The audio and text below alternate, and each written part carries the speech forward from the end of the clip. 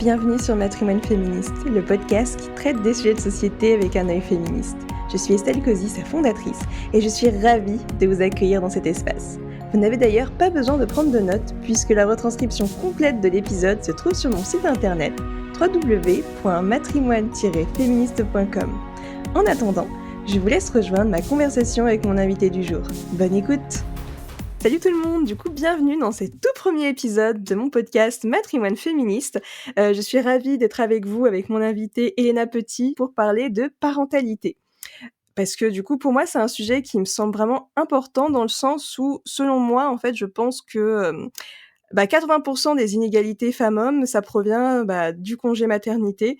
Donc, c'est le chiffre que j'avais en tête. Après, j'ai pas forcément les sources. Si jamais toi tu les as, Elena, ou si moi je les retrouve après coup, je les mettrai en lien de description de l'épisode.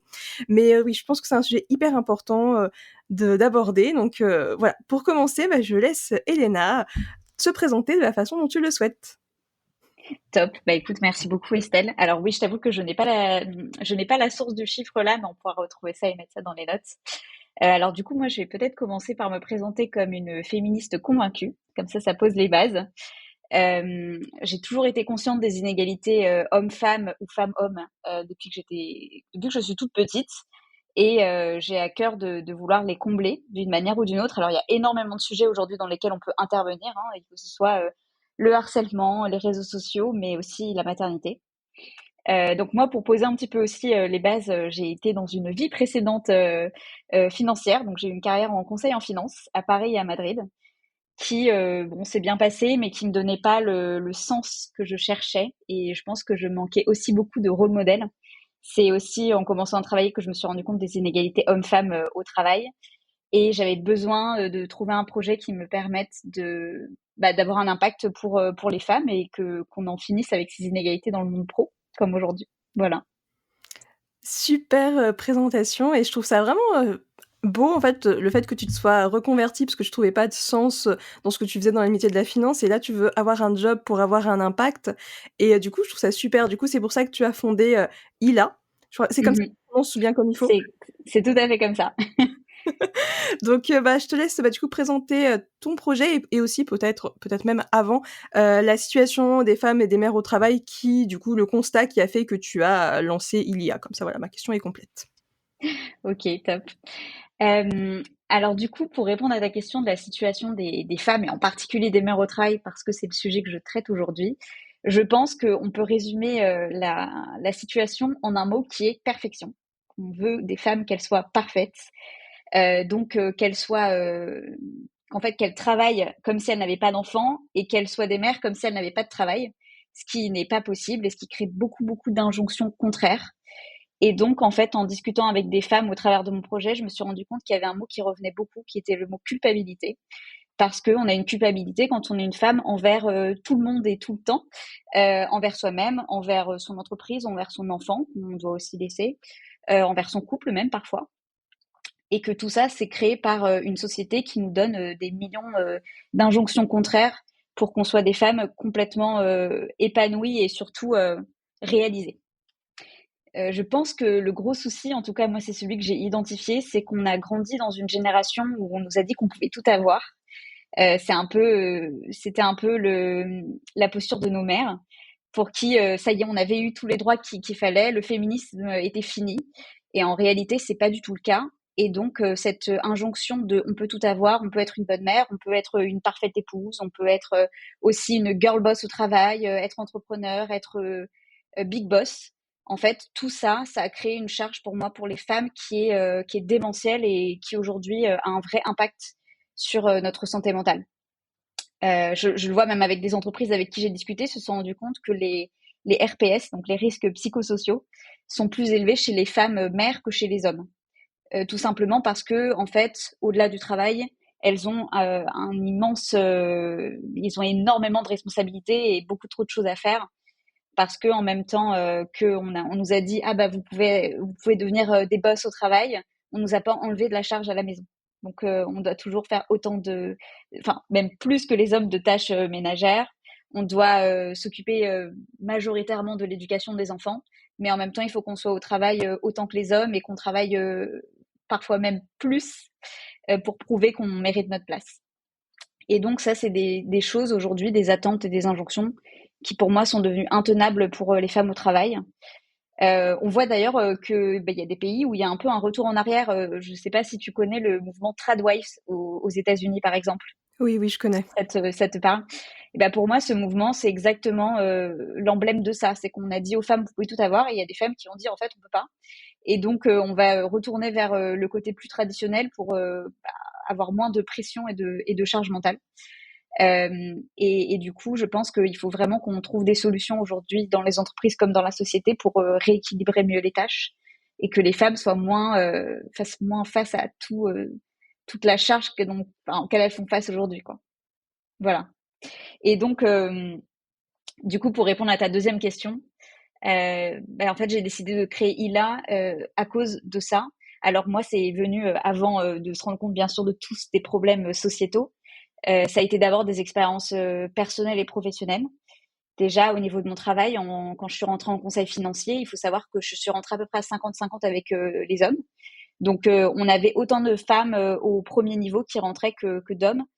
Et donc ça n'a pas été le cas pendant très longtemps. Aujourd'hui, heureusement, c'est le cas et c'est top. Mais malheureusement, à 30 ans, il y avait un gros plafond de verre. Et il y avait beaucoup de femmes qui partaient. Ce qui fait que pour nous projeter en tant que femmes, c'est très compliqué parce qu'on n'a plus de rôle modèle. On ne peut pas vraiment s'identifier à quelqu'un dans l'entreprise. Et ça limite beaucoup les possibilités de carrière, malheureusement.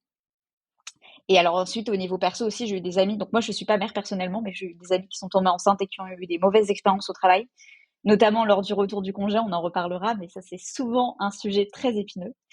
Et je me suis rendu compte qu'il y avait un vrai souci. Et je pense que le gros déclic pour moi, ça a été en septembre dernier.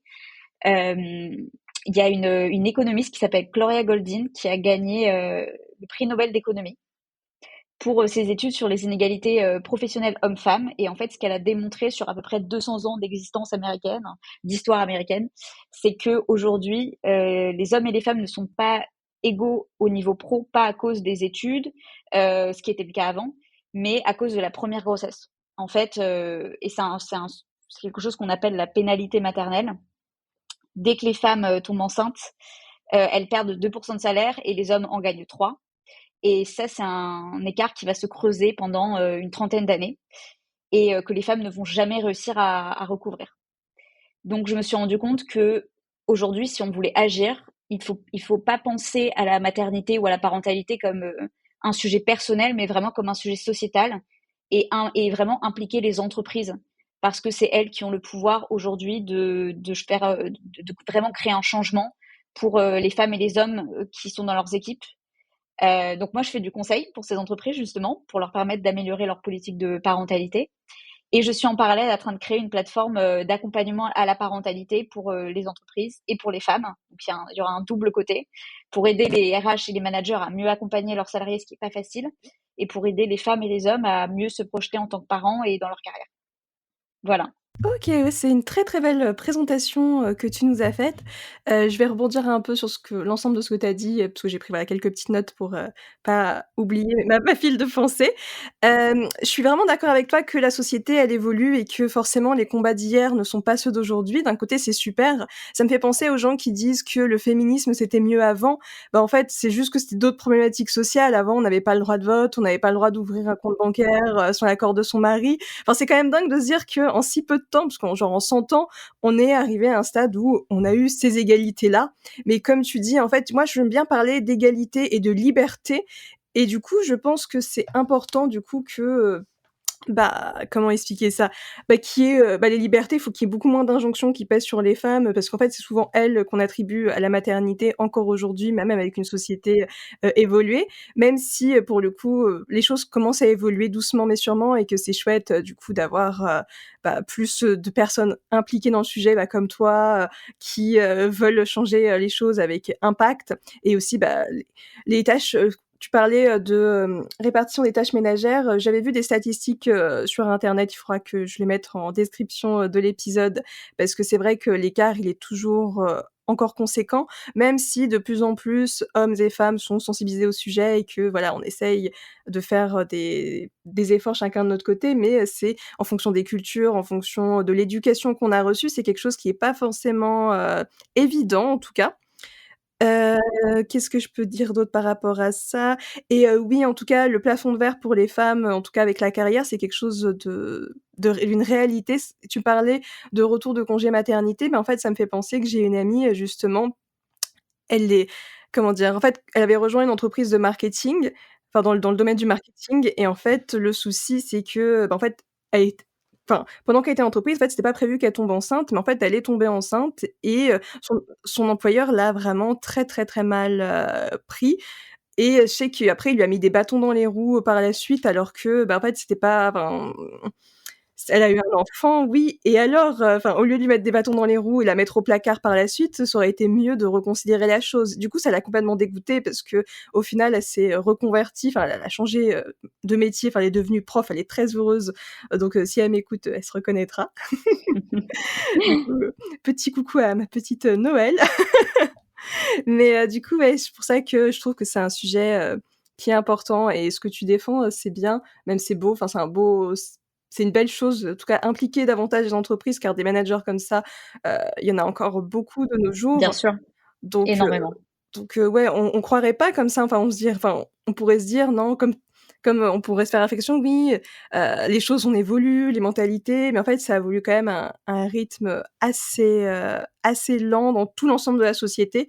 Donc c'est vrai que c'est des choses un peu complexes et surtout que les parents sont confrontés à pas mal de défis, qui doivent, bah, du coup jongler entre vie pro, vie perso de façon, bah, enfin, comme tu oui, ça me fait aussi penser, oui, en fait, je passe du coq à l'âne. Est-ce que tu disais que les femmes, en fait, on veut qu'on soit des superwoman et tout, enfin, Ouais, c'est comme ça que c'est complètement. dit dans la Grosse société, injonction. Mmh. alors qu'au final, on valorise pas forcément le fait d'être une femme ordinaire. Enfin, une femme ordinaire, enfin, c'est une femme, qui est contente de sa vie, qui est épanouie, enfin, qui n'a pas, enfin, qui n'est pas, enfin, comment dire? Qui n'est pas une Simone Veil ou que sais-je, une Marie Curie, mais en fait enfin, c'est des femmes hyper inspirantes, mais en fait, il faut aussi se comparer par rapport à notre échelle. Moi, par exemple, Bien sûr. je veux pas devenir une scientifique, donc Marie Curie, ce ne sera jamais, et encore Marie Curie, Simone Veil, on va dire, c'est des femmes qui sont vraiment très, très mises en avant. C'est pour ça que je parle d'elles, parce que tout le monde les connaît, mais il y a encore plein d'autres femmes, ça c'est aussi un autre débat, qui ont fait plein de choses et qui ne sont pas forcément encore remises au goût du jour, enfin, quand mises au goût du jour, qui sont pas forcément mise en avant dans notre société. C'est aussi le but de Matrimoine féministe, de valoriser ces femmes-là, mais c'est aussi de valoriser l'impact que chacun et chacune on peut faire à notre échelle. Donc c'est aussi pour ça que je voulais aussi t'interviewer parce que euh, tu, enfin toi comme moi, comme toutes les autres invités du podcast, en fait on agit à notre échelle et ça, je trouve que c'est ça le plus important pour pouvoir inspirer et montrer aux autres que c'est possible, quoi. Complètement. Bah, tout commence par, une étape. On va pas tout de suite faire, la chose qui va changer le monde, bien sûr. Je pense que c'est à force de petites étapes et de petits gains dans les entreprises notamment, dans la société aussi, qu'on va réussir à vraiment, obtenir l'égalité. Hem, L'égalité des congés, par exemple, paternité, maternité, ce sera une étape. Mais je pense que aussi, aujourd'hui, notre gros problème en France, c'est que les entreprises ne s'impliquent pas assez sur ce sujet-là et souvent se limitent au cadre légal. Et en fait, le cadre légal n'est pas suffisant parce que aujourd'hui, une femme, elle a plein de protections justement contre les discriminations, contre le fait d'être renvoyée quand elle est enceinte ou quand elle est en congé. Ça, c'est super. Mais dans les faits, on se rend compte que ça ne va pas marcher, que les entreprises ont toujours, ou les managers vont toujours trouver des moyens d'abuser de leur position, parce que ce qu'il faut réellement, c'est un changement de mentalité. Sinon, on peut toujours renvoyer une femme le jour même où elle rentre de congé maternité, puisqu'on peut. On trouve une faute grave, et voilà. En fait, la réalité, c'est qu'il faut pousser les entreprises à investir dans la sensibilisation de leurs équipes, de leurs managers en premier, pour qu'ils comprennent ce que ça veut dire que de devenir parent aujourd'hui, que d'être mère, ça ne veut pas dire qu'elles ne vont pas revenir dans l'entreprise ou qu'elles vont être 10 fois moins impliquées, pas du tout. Je pense au contraire que les entreprises qui réintègrent vraiment les mamans une fois qu'elles ont leurs enfants, c'est des entreprises qui les fidélisent vraiment sur le long terme, parce qu'on sait qu'il n'y en a pas beaucoup des boîtes qui le font. Et donc aujourd'hui, pour moi, le gros sujet, ça va être vraiment de pousser ça dans le monde professionnel pour plus qu'il y ait les histoires comme ta copine, mais comme beaucoup d'autres femmes, hein, C'est pas pour rien que un tiers des femmes aujourd'hui disent que l'annonce de leur grossesse est très mal passée au niveau de son manager. C'est quand même délirant de se dire que pour une femme sur trois, ça a posé un problème d'être enceinte. C'est pas du tout le cas pour les hommes. Pourquoi? Pour moi, c'est pas tellement une question de congé maternité parce que le congé maternité, il est pas très long. Partir 3 mois d'une entreprise, il y en a plein qui le font, que ce soit pour des vacances, que ce soit pour un sabbatique ou autre. Ça existe. Le gros souci, c'est que les entreprises se disent, une fois que la femme va être mère, elle va plus en avoir rien à faire de son boulot. On va la perdre vraiment sur le long terme et ça ne va pas marcher pour nous. Et c'est faux. Donc il faut juste sensibiliser. Et ça, c'est une chose que je propose aussi. Sensibiliser, former, faire des conférences pour qu'il n'y ait plus de stéréotypes qui malheureusement sont aussi hérités des anciennes générations parce que les managers qui ont 40-50 ans, eux n'ont pas du tout vécu la même société qu'on vit aujourd'hui. Leurs femmes en majorité ne travaillaient pas.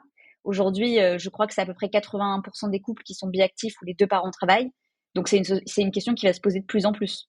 On ne peut pas l'éviter. Il faut juste que tout le monde le comprenne et voit comment on peut créer des entreprises où c'est pas anormal d'avoir un enfant et et où même c'est un chemin naturel et que beaucoup de salariés vont vivre et donc il faut juste le préparer.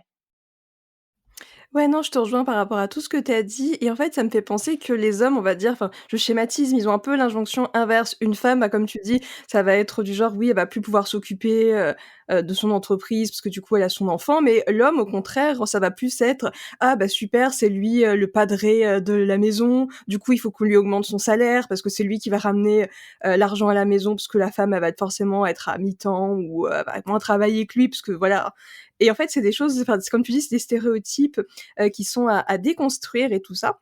Et en fait, ouais, du coup, j'aurais 2 questions en t'écoutant. Bah, ce serait, bah, du coup, toi enfin, tu le réponds dans l'ordre que tu veux. Toi, du coup, comment, du coup est-ce que tu as des actions concrètes de sensibilisation aux entreprises que tu donnes pour qu'on puisse se rendre compte, bah, quel est l'impact, de ton travail et à quoi comment il est formalisé, tout simplement.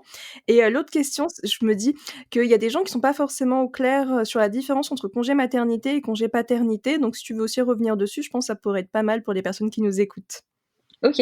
Alors, en commençant par la fin, du coup, congé maternité, donc pour les femmes, enfin, en tout cas pour celles qui ont l'enfant qui accouche.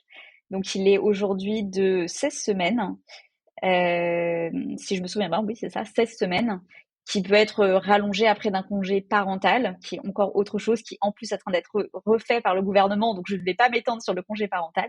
Mais en tout cas, le congé maternité, c'est 16 semaines, 6 semaines normalement avant l'accouchement et 10 semaines après. Et le congé paternité, c'est pour le coparent, donc homme ou femme, qui a eu l'enfant. Et pour lui, pour le coup, ça va être un congé de 28 jours, dont 7 jours obligatoires. Les 28 jours sont pas pris par tous les pairs. En plus, ça dépend de leur posture, mais généralement, par exemple, les cadres dirigeants ne prennent pas du tout les 28 jours. Donc ça pose problème aussi de ne pas prendre son congé parce qu'il y a un problème d'égalité dans le couple qui s'installe très très rapidement quand les deux parents n'ont pas le même congé. Ouais, très clair. Voilà. Et du coup, alors attends, sur la deuxième question, oui, pour la sensibilisation. Alors par exemple, une chose que moi je propose, c'est de sensibiliser sur les stéréotypes de genre. C'est exactement ce que tu disais il y a 2 minutes. C'est qu'en fait, tu vas avoir des injonctions contraires entre les hommes et les femmes liées à la parentalité.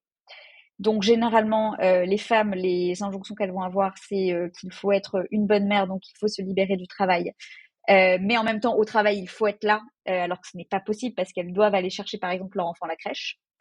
Et donc, du coup, pour les managers, ce serait de comprendre en quoi les stéréotypes qu'ils ont inclus sur les femmes les poussent à agir différemment avec elles.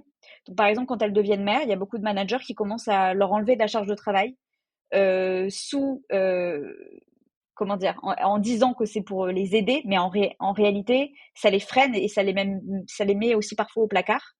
J'ai eu des témoignages, par exemple, de femmes à qui on avait retiré des clients pendant leur congé maternité, en leur disant, mais non, tu vas pas pouvoir t'occuper de ces clients-là. Sauf que c'était des femmes qui étaient payées principalement en variable, à 2 tiers environ en variable. Donc, c'est du salaire qu'elles perdent directement.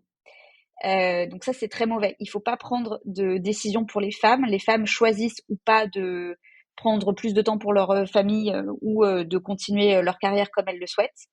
Ce qu'il faut surtout, c'est avoir des discussions ouvertes avec elles. Et du côté des hommes, les stéréotypes, c'est typiquement une phrase qu'entendent beaucoup d'hommes au travail. Mais est-ce que tu dois vraiment aller chercher ton enfant? C'est pas ta femme qui s'en occupe? Donc c'est l'inverse. Et là, il faut faire très attention parce que plus on empêche les hommes d'être présents pour leur famille, plus c'est les femmes qui prennent derrière. Donc il faut vraiment donner la possibilité aux hommes de s'impliquer comme ils le souhaitent. Ça veut dire prendre leur congé en totalité et ne pas les rendre un petit peu coupables en disant mais franchement t'as pas besoin des 28 jours, t'as pas accouché, ta femme peut s'en sortir tout seule, ce qui n'est pas vrai. Ou alors leur dire bah non tu vas pas partir à 18h parce que pour la crèche parce que en fait c'est ta femme qui devrait s'en occuper. Donc ça c'est très important. Il faut pas traiter les femmes et les hommes différemment après un congé. Il faut prendre en compte que c'est des parents qu'ils ont eux-mêmes créé leur planning et qu'il faut le respecter. Voilà. Ouais, non, c'est très important ce que tu dis, enfin, ça me fait sens, prendre en compte que ce sont des parents, et du coup, ça me fait penser à une question, du coup, le fait d'être un bon parent, on y revient, on a commencé à y discuter, mais du coup, toi, enfin, qu'est-ce que c'est pour toi être, un bon parent, comparé à ce qu'on peut voir dans la société? Alors, bon parent, c'est un bon terme parce qu'en fait, souvent, on parle pas de bon parent, on parle de bonne mère ou de bon père, sachant qu'il n'y a pas du tout la même connotation derrière. Je pense que c'est un mot qui est hyper chargé. Euh, Être une bonne mère, c'est juste impossible aujourd'hui. Il y a beaucoup trop d'injonctions. C'est quelque chose qu'on véhicule aussi via les réseaux sociaux et je pense que le gros problème vient de là, c'est qu'on a montré sur les réseaux sociaux des exemples de bonnes mères qui font des repas Tupperware tous les midis pour leurs enfants, bien sûr complètement bio, végétariens et sans additifs, qui lisent des histoires et qui fabriquent des jeux ou jouent toute la journée avec leurs enfants, sachant qu'elles ont quand même un travail, donc c'est pas possible. Alors qu'au côté papa, généralement, un bon papa, c'est très très simple. Hein, c'est un papa qui va chercher ses enfants de temps en temps à la crèche, qui joue un peu avec eux, qui voilà. Et là, mais c'est pas être présent autant que la mère. Donc pour moi, ce truc d'être une bonne mère ou un bon père, ça a plus trop de sens. Je pense que d'être un bon parent, ça a plus de sens déjà parce que ça nie les stéréotypes de genre. Par contre, je pense que pour être un bon parent, et c'est quelque chose que souvent les gens en fait, ne réfléchissent pas forcément à ça, mais pour moi, c'est d'être d'abord bien avec soi-même. C'est d'être en bonne santé, physique et mentale. Parce qu'il y a beaucoup de parents aujourd'hui qui pensent que pour être un bon parent, il faut être présent 100% du temps pour ses enfants, tout gérer pour eux. En réalité, si vous êtes au bord de la dépression, vos enfants, ils vont le sentir et ça va pas faire de vous des super bons parents. Vous allez au contraire être très certainement plus énervé, plus irritable et vous arriverez vraiment à communiquer. Donc il faut savoir s'écouter. Je pense qu'il faut être résilient parce que c'est ça en premier qu'on veut apprendre à ses enfants. Pour être un bon parent, il faut aussi se mettre en priorité. Il faut savoir être égoïste des fois et juste se dire non, là j'ai besoin de prendre une journée pour moi off, même pas pour m'occuper de mes enfants, juste pour m'occuper de moi et je serai mieux après et je serai du coup un meilleur parent. Non, mais ça fait vraiment sens, pour moi parce que je pense que la santé mentale, c'est un sujet qui est encore, encore tabou de nos jours. Enfin, dans le sens Complètement. enfin après, on en parle plus, ça c'est vrai, mais après c'est pas forcément intégré, pour tout le monde et ce que tu dis, c'est que, enfin, s'occuper de soi, ça permet aussi de se prémunir contre le burn-out parental que peuvent, avoir, les parents. Parce que c'est vrai qu'avoir un enfant, ça change complètement, ta vie. Enfin, je ne sais pas, hein, j'imagine, hein, parce que moi non plus, je n'ai pas d'enfant actuellement. Mais du coup, ouais, ça fait vraiment sens pour moi, mais du coup, ce que je me demandais, c'était, est-ce que tu avais d'autres conseils, du coup, pour, prévenir du burn-out parental? Parce que du coup, enfin, prendre soin de soi, c'est super, mais est-ce que tu as des parce que prendre soin de soi, en fait, ça veut tout et rien dire. Ouais, Heu, bien sûr. donc si En tu fait, disais. prendre soin de soi, je pense que ça veut dire accorder la même importance à son bien-être qu'à celui de son enfant. Donc, par exemple, quand on est une jeune mère, c'est super de faire attention à ce que son bébé soit bien parce que c'est normal, on a envie qu'il soit bien. Il faut aussi juste prendre des jours pour soi. Donc, trouver un moyen de garde, commencer la crèche plus tôt parce que son bien-être va vraiment passer au travers de son enfant. Il y a un nombre d'histoires incroyables de femmes qui ont vécu des difficultés, par exemple professionnelles ou personnelles, et leur enfant était tout le temps malade à ce moment-là. En fait, l'enfant ressent aussi ça. Donc, il faut juste pas mettre de côté son propre bien-être sous prétexte qu'on a une autre personne à gérer.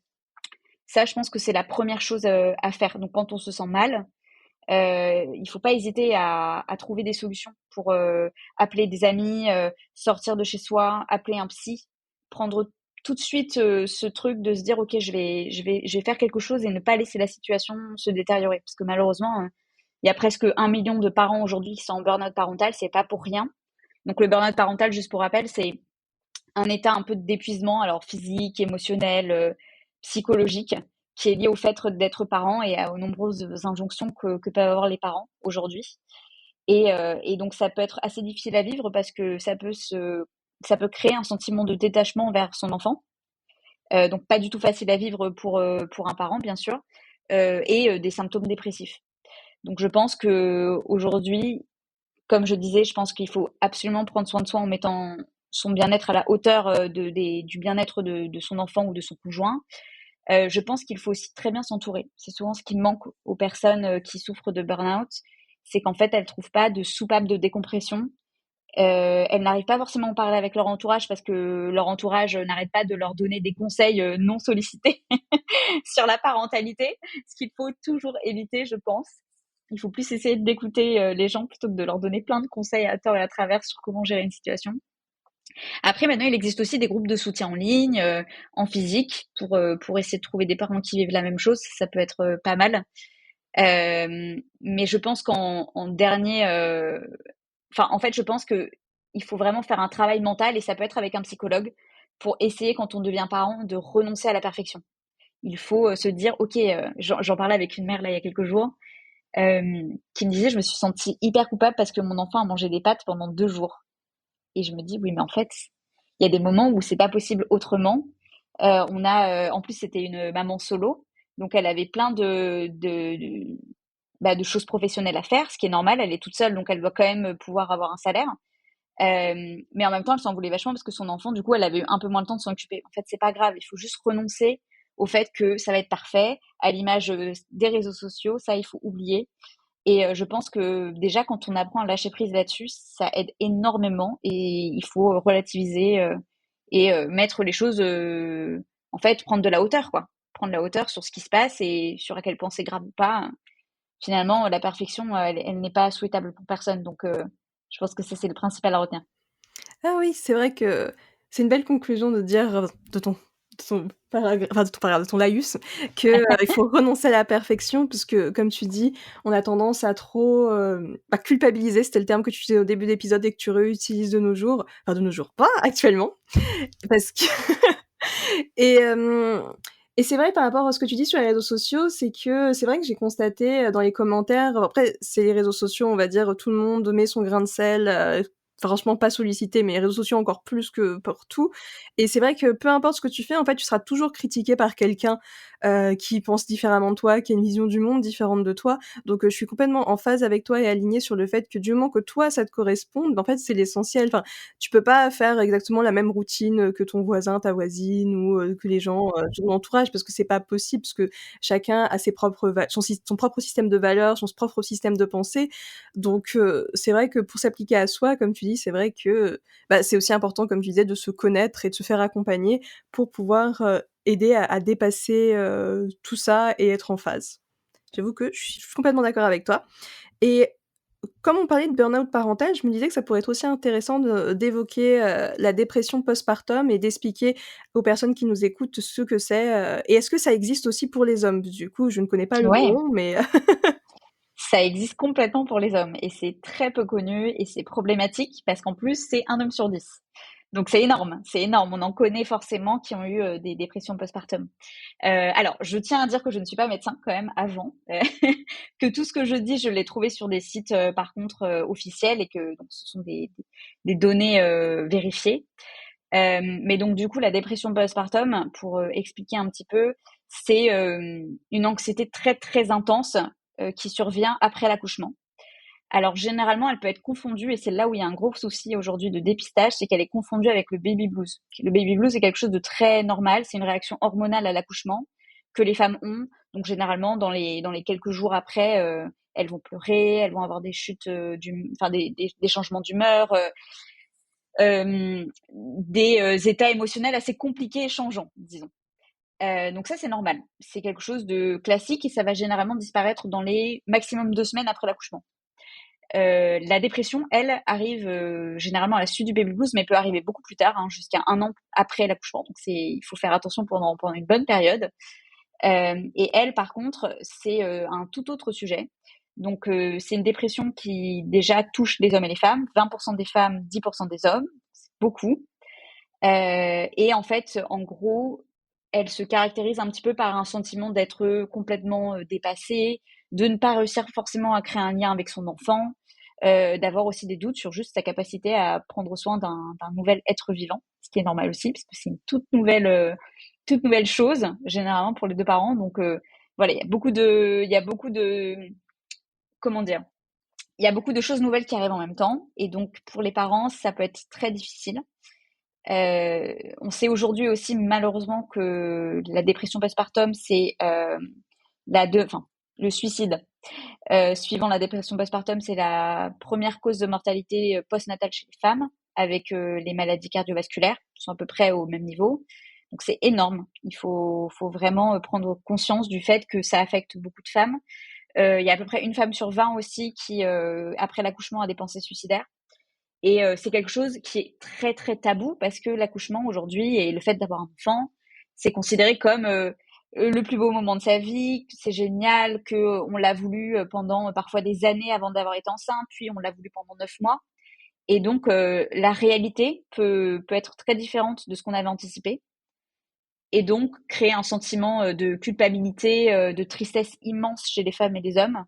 Et parfois, ça peut être très difficile d'en parler juste avec ses amis, avec sa famille ou même avec un psychologue parce qu'on n'a pas envie de se l'admettre. Mais c'est hyper nécessaire pour justement éviter les taux de suicide qu'on a aujourd'hui.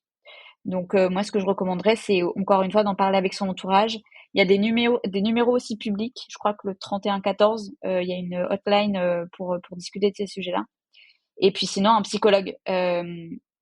Mais bon, moi, je pense aussi que malheureusement, le personnel soignant aujourd'hui manque de formation sur ce sujet-là.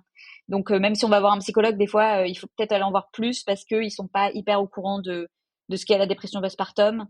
Il y a un vrai manque de formation de toute façon sur ces sujets-là, hein, sur le sujet de la maternité.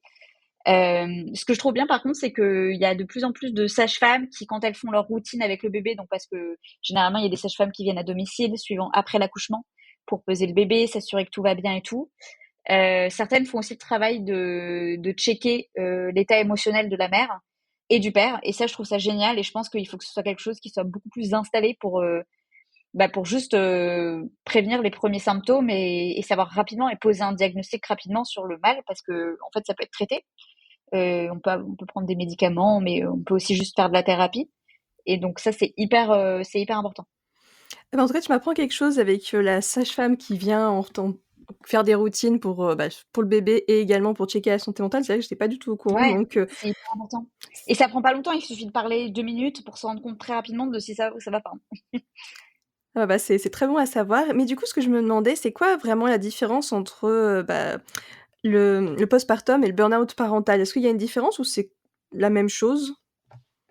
Non, je pense que la dépression postpartum, pour le coup, elle est vraiment limitée à la première année.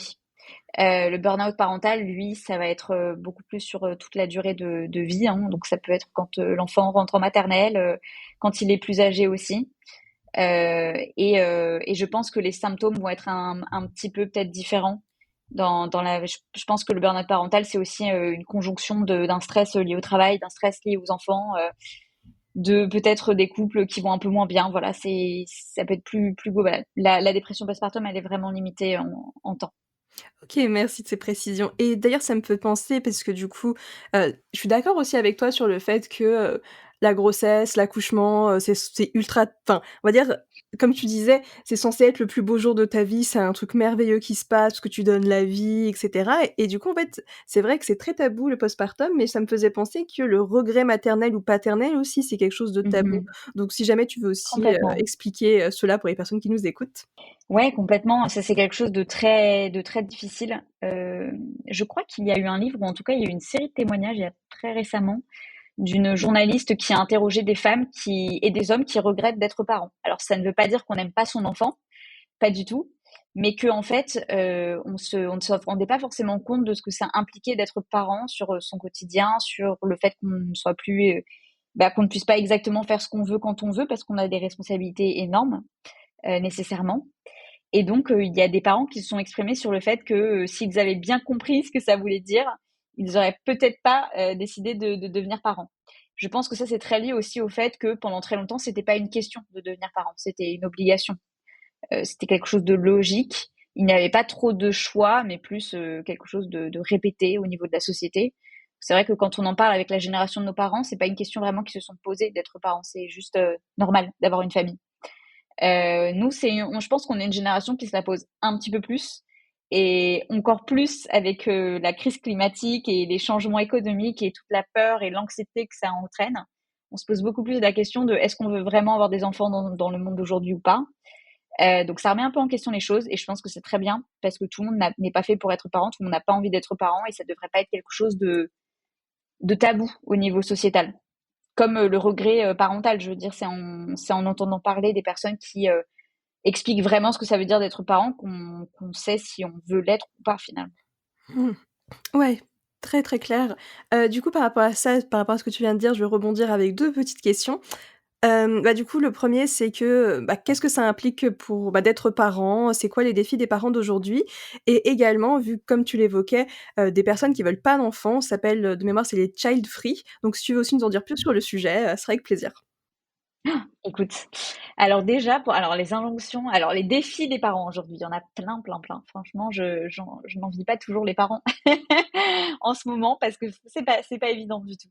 Je pense que déjà le gros sujet, c'est la conciliation vie familiale, vie pro, qui est beaucoup plus compliqué qu'il y a 40 ans, vu qu'aujourd'hui la plupart des couples travaillent tous les deux et ont tous les deux des carrières et veulent tous les deux mener une vie professionnelle, personnelle et familiale. Ça devient beaucoup plus compliqué de trouver un équilibre entre tout ça. Donc ça, je pense que c'est le premier gros défi. Ensuite, il y a simplement une gestion du temps liée au fait qu'on soit très occupé et des ressources financières. Alors aujourd'hui, on est en plus dans une économie qui va pas très bien, beaucoup d'inflation. Il y a plus de pauvreté aussi certainement qu'il y a quelques années, et je pense que tout ça, ça a créé une grosse anxiété pour les parents de donner à leurs enfants les mêmes opportunités que eux ont pu avoir. Il y a aussi beaucoup plus d'inégalités. Donc en fait, ne pas avoir les ressources pour offrir à ses enfants des études, une bonne éducation, c'est aussi source de stress, je pense. Et à ça s'ajoute alors en plus la révolution du monde numérique qui n'a pas aidé, je pense, les parents. Parce qu'aujourd'hui, même si on essaie de protéger ses enfants en leur offrant un très joli cadre de vie, finalement, il y a tellement de risques online comme la pornographie, le harcèlement en ligne, les images des réseaux sociaux qu'on ne peut pas contrôler et qui, pour moi, sont très difficiles à gérer pour les parents. D'ailleurs, il y a un énorme sujet aujourd'hui pour les parents pour trouver des solutions, pour s'assurer que leurs enfants sont dans une vraie sécurité. C'est quelque chose que le gouvernement travaille. C'est aussi quelque chose que pas mal d'assauts et de boîtes veulent promouvoir. Donc, je pense que ça, c'est un gros sujet pour les prochaines années. Et ensuite, sinon, sur le mouvement des child free, alors c'est vrai que j'en avais un petit peu entendu parler. Ce qui est assez étonnant d'ailleurs parce que pour tout te dire, j'avais écouté un podcast et c'était une femme qui expliquait que dans les années 70, quand une femme ne voulait pas avoir d'enfant, on la qualifiait en gros d'hystérique ou on lui donnait une autre maladie mentale qui expliquait le fait qu'elle ne veuille pas avoir d'enfant parce que l'instinct maternel était considéré comme primaire, tu vois, c'est quelque chose de très réel, de très ancré. Et donc, si une femme n'avait pas cet instinct maternel, c'est forcément qu'il y avait un gros souci chez elle. Et donc, on lui donnait tout de suite une maladie qu'on sortait du chapeau, l'hystérie étant la plus répandue. Et on expliquait ça par ça. Aujourd'hui, on a compris que le fait de ne pas vouloir des enfants et d'être child free, c'est aussi normal parce que juste, le nombre de choses qu'il faut faire pour avoir un enfant aujourd'hui, c'est délirant. Rien que quand on tombe enceinte, on doit déjà trouver une place pour la crèche, puis on doit trouver une place pour la maternelle, l'école primaire, sachant que maintenant il y a des écoles primaires qui font carrément des entretiens.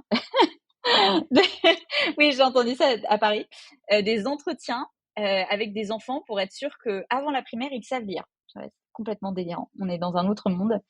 parce qu'il y a un espèce, je pense, de peur en fait que ces enfants n'aient pas accès aux meilleures opportunités. Donc du coup, on veut tout faire pour que ce soit le cas, mais des fois, quitte à leur mettre une pression complètement dingue, et donc à se mettre aussi une pression complètement dingue en étant parent, pour que son enfant soit surperformant. Il faut juste donner un petit peu plus de latitude, je pense, et être un petit peu plus calme. Mais du coup, je me suis complètement isolée du sujet, éloignée du sujet child free, mais qui est de dire aujourd'hui, ouais, pour moi, avoir des enfants, ne pas avoir des enfants, c'est un choix perso. Il n'y a pas besoin d'y attacher un stigma particulier ou de trouver des espèces de maladies ou des choses qui expliquent que les gens n'aient pas envie d'avoir d'enfants ou aient envie d'en avoir. En fait, c'est juste l'instinct maternel de toute manière n'existe pas, l'instinct paternel non plus. C'est des choses qui sont créées et qui s'alimentent dans la société. Donc voilà. Ouais, tu as très, très, très bien répondu, à ma question et Merci. je suis totalement d'accord avec toi sur le fait que l'instinct maternel et paternel, ça n'existe pas. Donc c'est bien d'avoir cette discussion pour pouvoir, libérer la parole parce que c'est vrai que c'est des choses qui sont encore, très ancrées, de nos jours et surtout que, par exemple, je sais que ma cousine, Christelle est child free et je sais qu'elle peut avoir des réactions de, la société ou de ses proches, qui lui demandent: «Beh, tu vas pas le regretter? Tu vas pas changer d'avis?»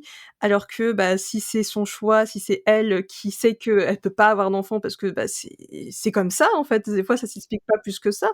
Donc en fait, ouais, je pense qu'on veut toujours contrôler, le choix, les vêtements, enfin, on veut tout contrôler chez les femmes et ça, c'est vraiment dommage. Alors que je pense que s'il y avait plus de bienveillance dans ce monde et que si chacun et chacune, on essayait mieux de se comprendre, je pense que ça débloquerait pas mal de situations, en tout cas.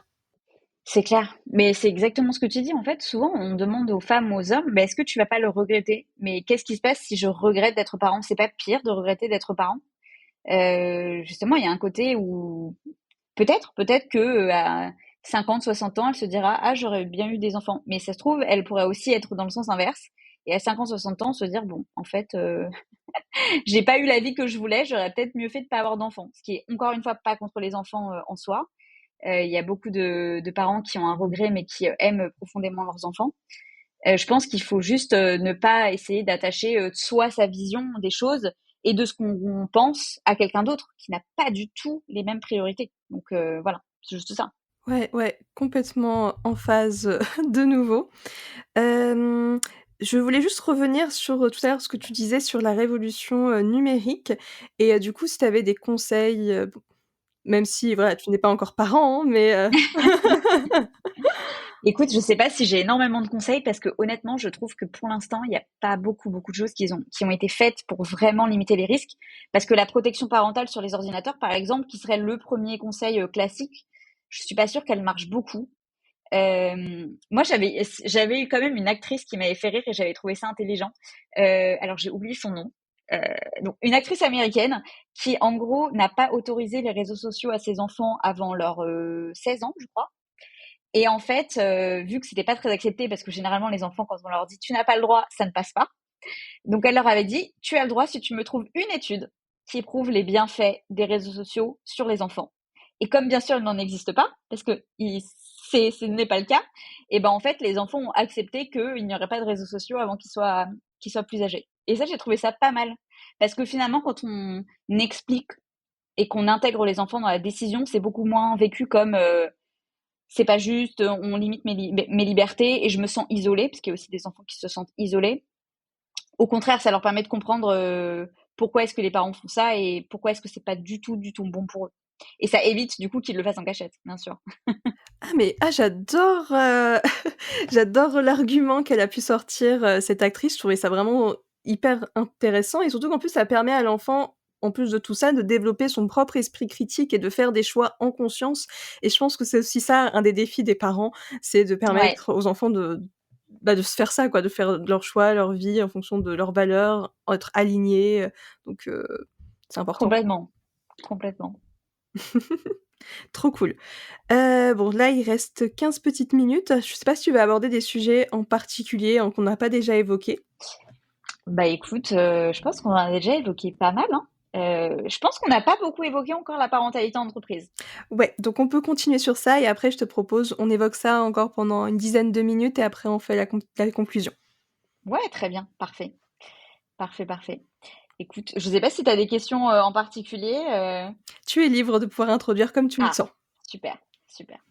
Écoute, moi, sur la question de la parentalité entreprise, qui est du coup mon gros sujet, il y a quelque chose que je veux transmettre aux boîtes, s'il y a des RH qui écoutent des chefs d'entreprise, c'est que il ne faut plus aujourd'hui réfléchir à la parentalité sans réfléchir à l'axe égalité homme-femme, parce que c'est lié, c'est même interdépendant, c'est le principal objectif de la politique de parentalité. Et je dis ça parce que j'étais très surprise en contactant des entreprises de me rendre compte qu'il y avait des entreprises qui traitaient les deux sujets individuellement, comme si ça n'avait pas de lien. C'est un peu bête parce que finalement, aujourd'hui, l'objectif d'une politique parentale bien exécutée, c'est d'être inclusive et de défendre l'égalité homme-femme. Donc ça veut dire permettre aux femmes de continuer leur carrière quand elles sont mères, ce qui aujourd'hui n'est pas du tout le cas vu qu'on sait une femme sur deux quitte son emploi ou réduit son temps de travail dans l'année de naissance de son enfant. C'est énorme. Ça veut dire que clairement, on n'y est pas du tout niveau égalité de fait. Hein. Je ne parle pas d'égalité de droit, là on est vraiment dans l'égalité de fait dans la société. Les femmes ne peuvent pas encore mener carrière et parentalité sereinement. Et même généralement, c'est elles qui vont prendre les temps partiels, les congés parentaux, même les congés enfants malades.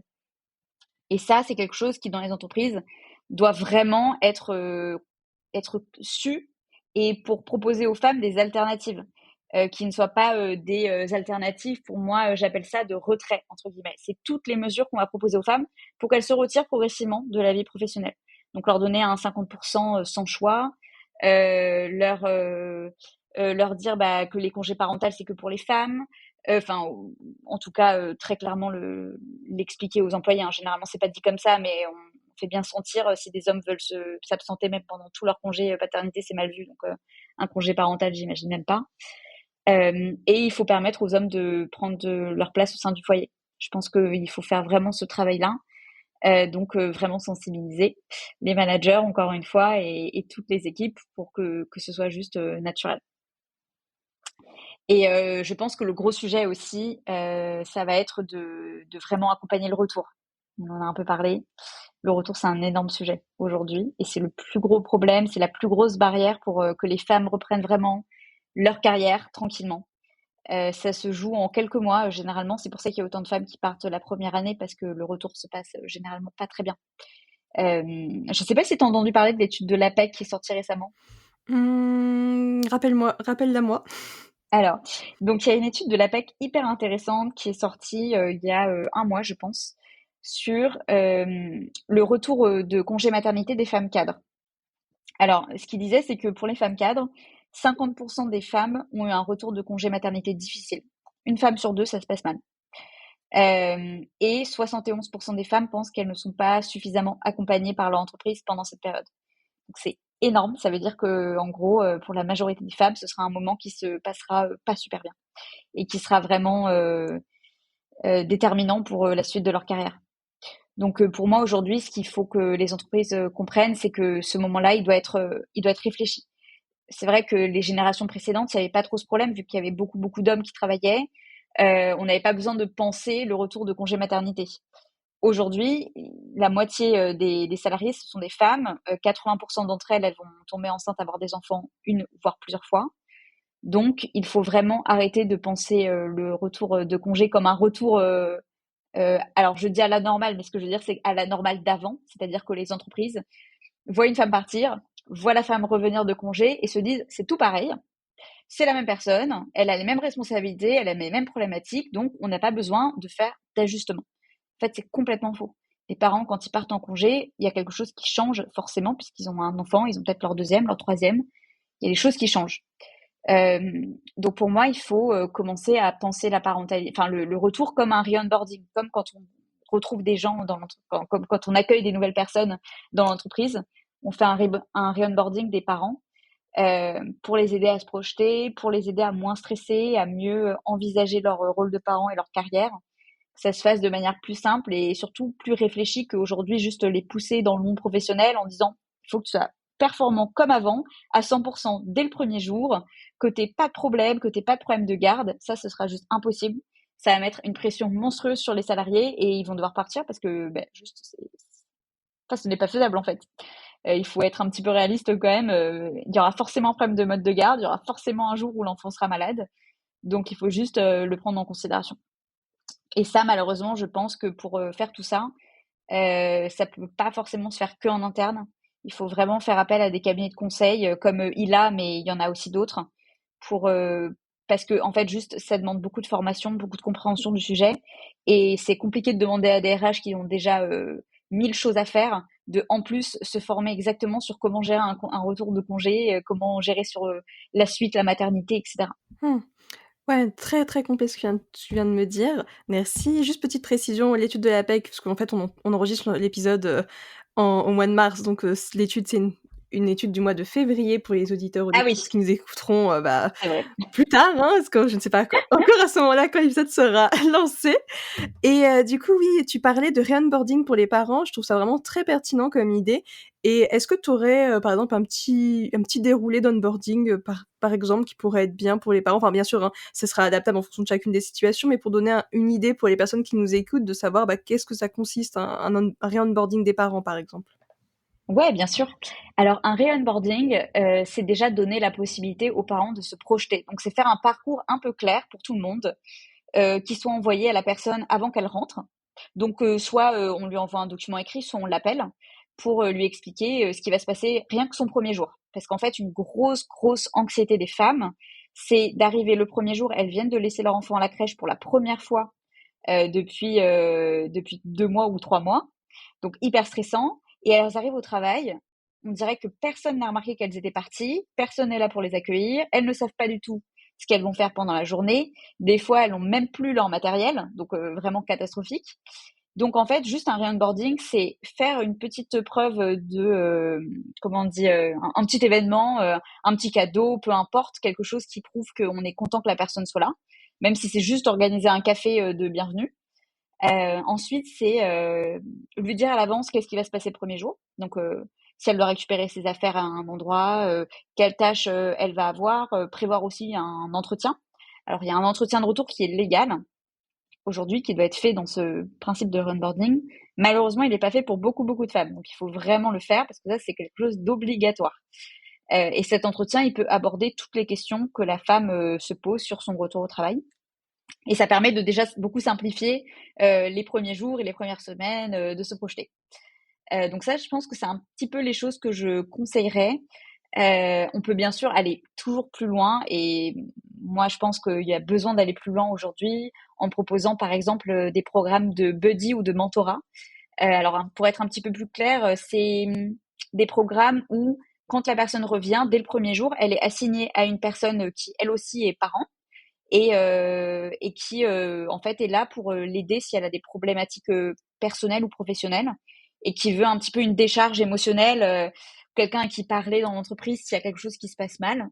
Et par exemple, le premier jour, faire un déjeuner avec cette personne pour parler de comment s'est passé le congé, de comment se passe le retour, si on a déjà des sentiments un petit peu compliqués.